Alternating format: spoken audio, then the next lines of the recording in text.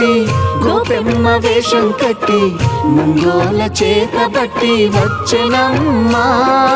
నవమోహన జీవన వరమిచ్చెనమ్మా. ఇకపై ఇంకెప్పుడు నీ చేయి విడిచి వెళ్ళనని చేతిలోన చెయ్యేసి ఒట్టేసిన